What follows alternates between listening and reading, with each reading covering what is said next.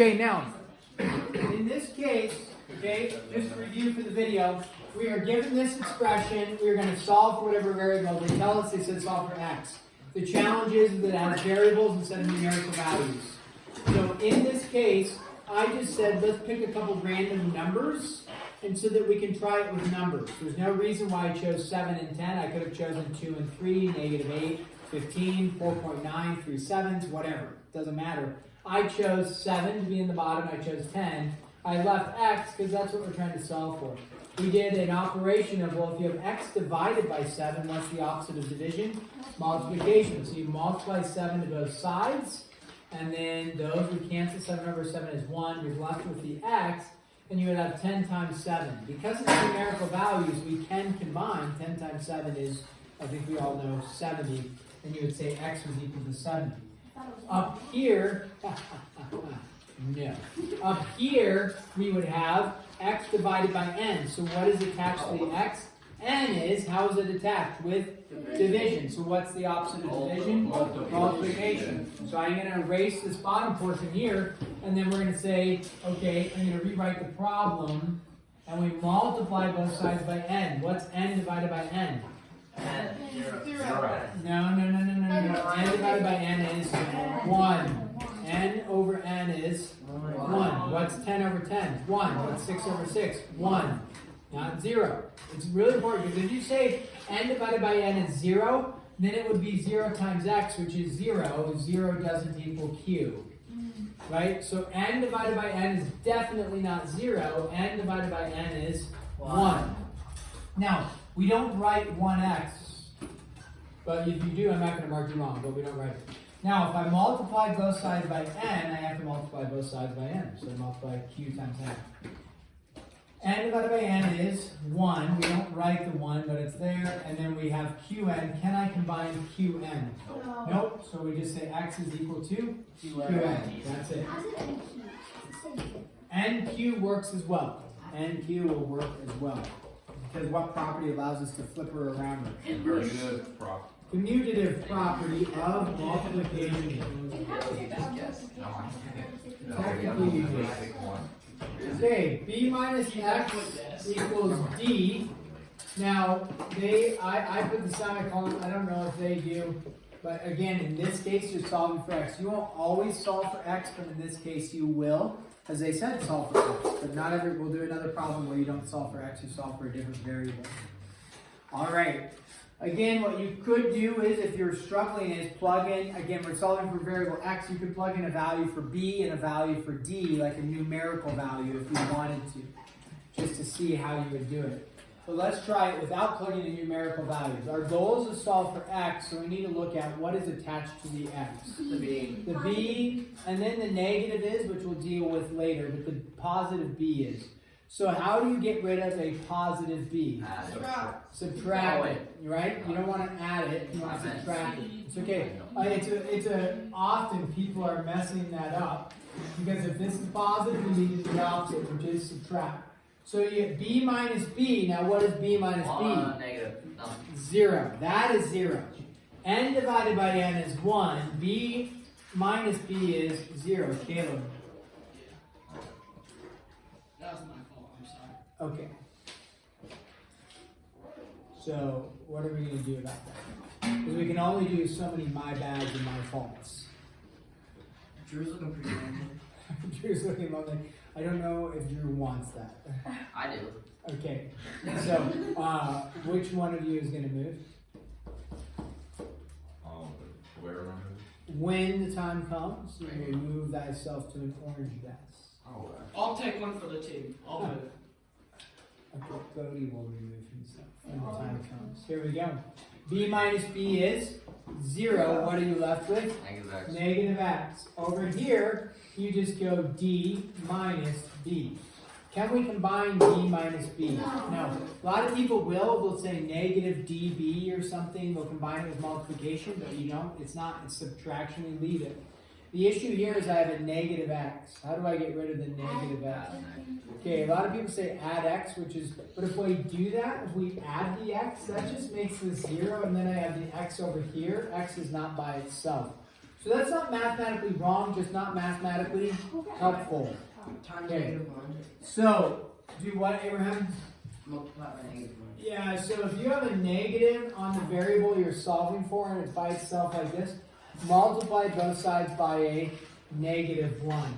So when we do that, I'll show it down here. We multiply this by a -1, multiply the whole thing over here by a -1. A negative and a negative is a positive, so now we get the x. What do we have to do with this -1 here? Yeah, distribute, it works. So we distribute the -1 in, and what do we end up with? You get a negative b and a positive b. If you choose to leave it like that, it's not wrong, that's fine. The book probably, although I don't know for sure, the book will probably write this. And the reason is that instead of having a negative and a positive, which is 2 signs, they just end up with a negative right here, which is 1 sign. Notice the integrity of the signs does not change, meaning negative d, what is it down here? Negative d. Positive b, what is it right here? Positive b. We just don't write the plus b because it's understood that it's positive. So this would be a little what they might call cleaner look because there's not 2 signs to it. There's not the positive and the negative. So either one of those would work for me. Okay? Questions on that one before we go try another one? Yeah, Ethan. On a test, if we just left it the way like minus x equals b minus b. Yep, you'll lose a point. Yeah, because when we solve for x, x needs to always be positive. So yeah, it needs to be positive. And it's like a -1 times that, so you'll get some credit, but then you'll lose a point or so for not finishing the problem for that. All right, let's go with number 3 here. And number 3 is, oh my. Everybody okay over there? No? Okay. V equals pi r squared h. And you're going to solve now, there is no x, there's just an h. So v equals pi r squared h. Alright, we're going to solve for h. So again, you look at what's attached to the h. Remember, I'm writing, you're writing. Yes,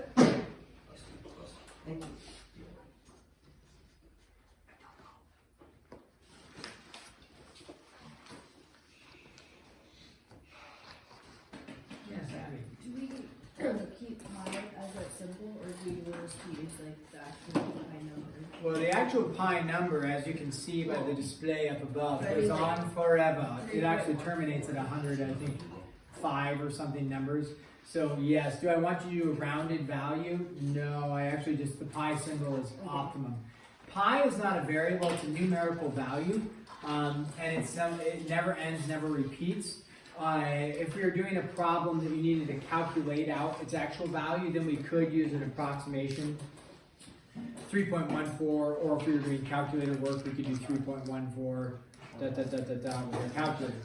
In this case, just leave pi as pi. There's no. Okay. That's right. I've had a couple days off. We'll get back in rhythm.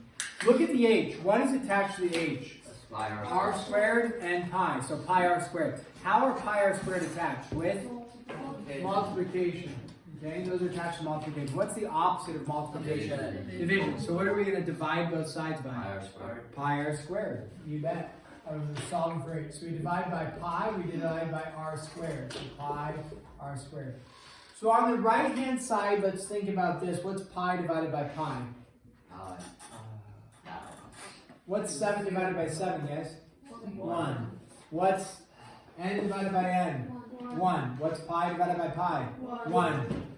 What's r squared divided by r squared? 1. So over here, these cancel to not nothing, they cancel to 1. What is 1 times h? H. V over pi r squared, remember, does not go into it because it's not numerical values.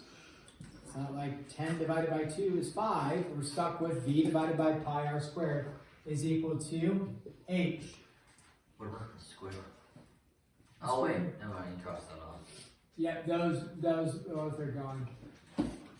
correct notation for the variable that we're solving for h. Do we want h on the right side of the equation or the left side? Left. The left side. Now, on a test, like Ethan was asking, hey, if I left this way, will I get it marked wrong? If I left on a test, I'm probably going to give you this upper one if you get it solved and you leave the h on the right hand side. But notation purposes, having everything uniform, the variable you're solving for ends up on the left hand side. There's a property that allows us to do that. Flip it. You know, like if you have 5 is equal to x, you can flip it and call it x is equal to 5. That property is the symmetric property. Okay. I'm not going to test you on that right now or anything, but the symmetric property, the symmetry, allows us to flip it. Okay? So then we'd have pi v over pi r squared. Now let's do a couple more. How much time do we have? Nice. I think we'll do 2 more. This is going to be a 2-part day. Because these ones can be a little more challenging. They're not challenging when you just bob it. What does bob mean? Back of book. Yeah, the back of the book. Bob. Not bob it, but bob it. The bob it method is you just cheat and you look in the back of the book and copy the answers down. Probably like the smallest value in understanding the math occurs when you just copy an answer. Very small, but basically none, and it's cheating. The real value comes in, you try the problem, you go to the back of the book and you look and say, wow, I got it wrong, I'll try it again. Or I'll get help on it. So if you try these problems, if you look at this, you're like, I don't know what to do, but the back of the book says this, sweet, done. You'll get it right on the homework because you cheated. You bobbed it, but on the test, you'll have no idea what to do. Okay, so you cheated and then you missed it on the test. So it's a double whammy. So don't cheat, right? If you don't understand it, take the time to seek out help and get some help on it. So let's go with number 4 here. And we will go with, okay, f, this is a good one, plus y over 3 equals y over 8. Oh my. And we're going to solve for f. Whew. There are some numbers in there. So, a couple of options. One option when we see equations and fractions, what have we done? We've just been working on it. Adding. Yeah, multiply by the LCD, the least common denominator. That is an option here. You wouldn't have to do that, but that is an option. The one nice thing is, right now is f, what's the coefficient on f? 1. So if I can just get rid of the y plus y over 3, then I have f by itself. I've solved for it. Now I still have to simplify some stuff, but it's solved for at least. If we multiply by the LCD, we'll get rid of the fractions, but then we'll have to manipulate the f because f will be multiplied by something. So it kind of depends on how you want to work with it. You could really go either way, and go either way and deal with it. Yeah, Ethan. Would you start by going f equals y over 8 minus y over 3? Yeah, so then that's our second option, is just simply to say y over 3 is equal to, subtracting the y over 3 from both sides. So that would cancel to 0. On the left, you just have f as y over 8 minus y over 3. And that absolutely works. The issue is that if you leave it like that, you're going to lose points because it's not simplified. So f is solved for now. F is by itself. We've solved for it. What do I need to do? I need to subtract fractions. Amazing that when you learn how to add and subtract fractions, when was it? 4th grade, maybe? Yet, when it comes to mathematics, some of the biggest challenges, people just like, eyes wide open, they're so confused, is once you add in fractions. Yeah, you learn it in 4th grade. So if you continue to struggle with it, it's something to make a mastery of, to get help with, to practice. Now, in this case, let's just work with our fractions. Let's just subtract. Because I got f by itself, we're going to leave it. What's our common denominator with these two going to be? 24. 24. You don't have to worry about the y, because the y is not in the denominator, right? So you're just worried about 24. So if I want to make the common denominator of 24, I do, what do I have to multiply this one by? 3 over 3, right? Okay, which is the same thing as 1, we just make it look different. What do I multiply the right side by? 8 over 8, okay? When I do that, I get 3y over 24 minus, right, 8y over 24, there's our common denominator. Alright, so then we get 3y minus 8y is Negative something. Negative 5, 5. negative 5y over 24. And there we go. So that actually wasn't too bad to do it that way. If you multiply by the LCD, which I'll show, you'll still get the same answer. Now, before I show you the LCD multiplication, the book answer has this. Negative 5/24 y. Very critical in mathematics, you understand these two are the exact same thing. Where's the Okay? F? Oh, it's F equals. Yes. F equals. So I just wanted to look at the answer. This negative 5y over 24 and this negative 5 over 24y are the exact same thing. So if you see a problem like this, like x over 2, that's the exact same thing as situational awareness.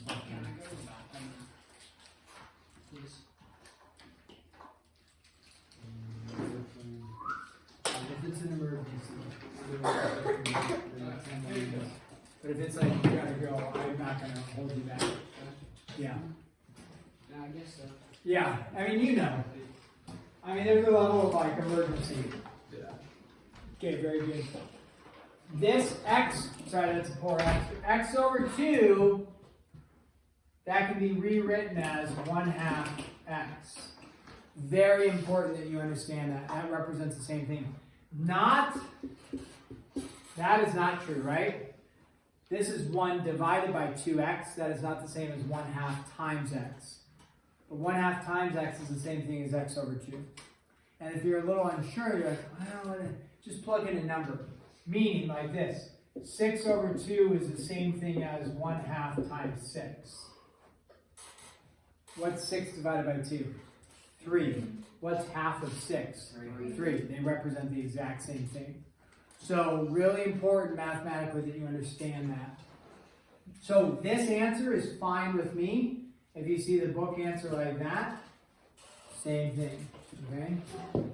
Question, Abby? On test, do you prefer us write it whatever it is? No, it's fine either way. The only issue, it's not an issue when we get to writing things in slope form for lines. Did you guys deal with slope of lines last year? That one we have slopes written as like 3/4 x because the rise is 3, the run is 4. That notation I'll emphasize versus having it as 3x over 4 because the idea is it's the slope times the x. Here it's part of the slope times the x divided by the other part of the slope. So that later on I might emphasize that. Right now though, either one of these is acceptable on the test. No problem. So let me just finish with this. I will do a LCD problem, this one, and say, what if you went the route, because we've been working with it, you went the route of multiply by the LCD for the whole thing. What is the LCD for the whole thing? 24 still, right? Because this is f over 1. So if you multiply this whole thing by 24, you have to take the 24 into everything. Now in this case, you get a 24f, so all of a sudden f is no longer by itself, it's got the 24. However, what is kind of nice for us is, and I've been showing it, but you don't need to, mentally 3 goes into 24 how many times? 8. So you'd be left with 8y equals 8 goes into 24 how many times? 3. So you're left with 3y. If we look at that problem, it's still a little confusing because we have f's and y's, but at least there's no fractions. Our goal is to solve for f. So what is attached to the f? Yeah, the 24 is, but that comes later. What do we first do? Subtract the 8y. So what is 3y minus 8y? Negative 5y. Negative 5y. Which we would say, oh yeah, I remember. 3y minus 8y. 3y minus 8y. And then now what's attached to the f? The 24. So what do I divide both sides by? 24. When you divide both sides by 24, 24 divided by 24 on the left-hand side is 1. Not nothing. It is 1. It is 1 over 24. Do you end up with the exact same answer? Yeah, you bet. So either way is acceptable. Doesn't matter. Okay? So either way. Alright, we're going to do a two-part system. Is that sign language for I'm No. Oh. I'm correct. Oh, cracking your wrist. Alright. 2 parts. So work on it some today. You know, the end part of the chapter is on these problems is usually review. So you could at least try to review problems, even if you're a little confused about this stuff. You could at least do the review problems. This will be due, what is today? Monday. This will be due on Wednesday. Write it down. Don't ask me when it's due. Write it down.